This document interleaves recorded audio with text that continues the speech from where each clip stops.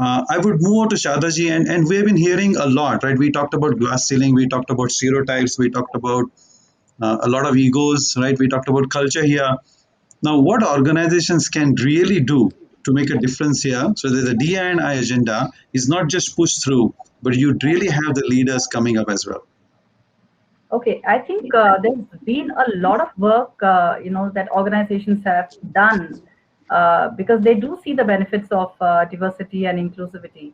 So I think to have a strategy or a policy on gender diversity is a great Mm, starting point for every organization because it becomes something that you do because it makes sense. So it's just there in the top ownership of the management. Yeah, but when does it gain momentum is that when the strategy is converted into cascade goals and most importantly linked to increments and growth. Only then it gains the momentum and focus that it deserves. Yeah. Otherwise it won't. Yeah. Up to here, I think most organizations, who have this goal find it easy. The weak link, this is my experience that I'm speaking from. The weak link is could be in the lack of rigor in the execution part, in reviewing this key result area. If this goal can be reviewed, let's say, with equal enthusiasm and interest, asking the right questions, like how mm, we would review sales numbers, right? I think then we would make better progress in diversity agendas, right?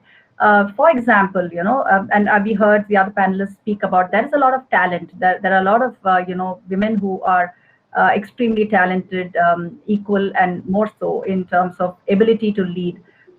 So it's not the dearth of talent. It's about what are we doing wrong in terms of not letting that shine. Yeah. So I think getting to the real reasons for the gap in diversity is required.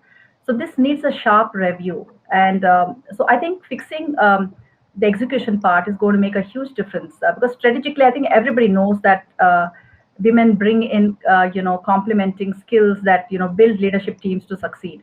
And we heard Shailesh say that, we heard Shital say that. So I think we all know it. It's just that something in terms of converting that vision into reality needs a little more rigor. Yeah. The second thing in terms of organizations, and this is just an idea that I would like to share, is that how do we celebrate Women's Day, right? Is it it's a tick in the box? Is it a tokenism?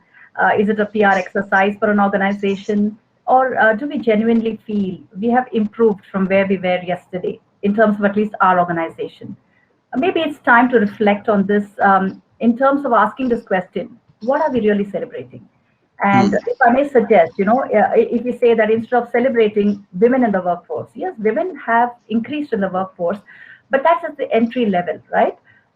So instead of celebrating women in the workforce, can we look at celebrating equal growth opportunities for men and women in the workforce? I think this shift from just participation to opportunity and growth will help organizations move to the next phase on gender diversity. Yeah, so I think these two small initiatives will really unlock a lot of potential in terms of the plans. So somewhere it's getting. So these are my views.